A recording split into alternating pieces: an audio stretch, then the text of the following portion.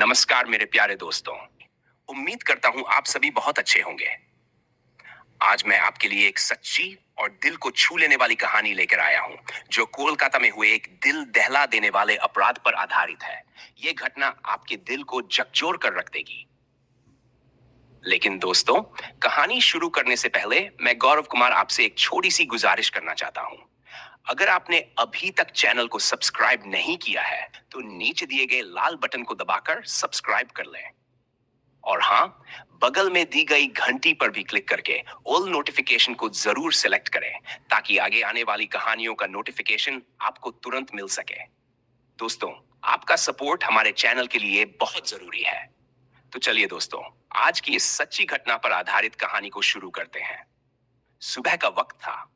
Supreme court में मुख्य न्यायाधीश डीवाई चंद्रचूड़, न्यायमूर्ति जेबी पारदीवाला और न्यायमूर्ति मनोज मिश्र एक सीलबंद लिफाफे में आई सीबीआई की स्टेटस रिपोर्ट पढ़ रहे थे।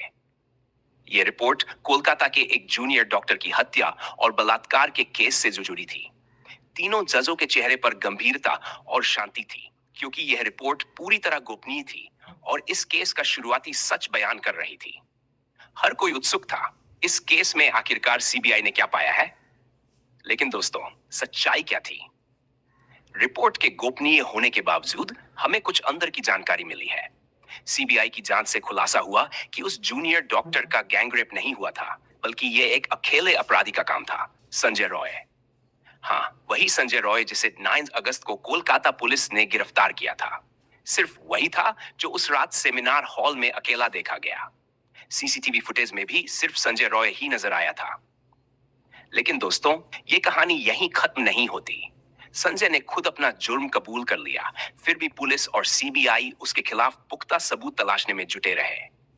सबसे बड़ा सबूत आया फॉरेंसिक रिपोर्ट से। पीड़िता के शरीर से सिर्फ संजय रॉय का डीएनए मिला था। इसका मतलब यह साफ था कि अपराधी वही था। लेकिन अब सवाल उठता है, क्या इस केस में और भी कोई शामिल था? क्या कोई सबूतों को मिटाने की कोशिश कर रहा था?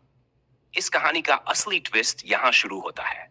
सीबीआई ने शक जताया कि अस्पताल प्रशासन, खासकर प्रिंसिपल डॉक्टर संदीप घोष ने जानबूझकर सबूत मिटाने की कोशिश की। आखिरकार डॉक्टर घोष से लगातार पूछताछ शुरू हुई और उन्हें सीबीआई ने कोर्ट में पॉलीग्राफ टेस्ट के लिए बुलाया। क्या डॉक्टर घोष ने इस जुर्म को छुपाने के लिए संजय रॉय की मदद की? ये वो सवाल है जिसका जवाब अब सीबीआई ढूंढ रही है। आखिरकार अदालत में क्या हुआ? सुप्रीम कोर्ट में जब इस केस की सुनवाई हो रही थी, तो कोर्ट ने पश्चिम बंगाल पुलिस और अस्पताल प्रशासन से कई सवाल पूछे। एफआईआर और पोस्टमार्टम में देरी क्यों हुई? क्या जानबूझकर इस केस को दबाने की कोशिश की गई? चीफ जस्टिस डीवाई चंद्रचूड़ और जस्टिस जेबी पारदीवाला ने अस्पताल की लापरवाही पर तीखे सवाल किए, जिससे पूरे कोर्ट रूम में सन्नाटा छा गया। तो दोस्तों, ये थी कोलकाता की उस दर्दनाक घटना की कहानी। इस केस में अब भी कई सवाल अनसुलझे हैं। क्या संजय रॉय अकेला था, या इस साजिश में और भी लोग शामिल थे? क्या अस्पताल प्रशासन ने कुछ छिपाने की कोशिश की? इस केस की जांच अभी जारी है और मैं आगे भी आपको अपडेट करता रहूंगा। तो दोस्तों, इस कहानी से आप क्या सीखते हैं? अगर आप ऐसी स्थिति में होते तो क्या करते? इसी के साथ मैं गौरव कुमार आपसे विदा लेता हूं। उम्मीद है कि आप सभी स्वस्थ और सुरक्षित रहेंगे। नमस्कार।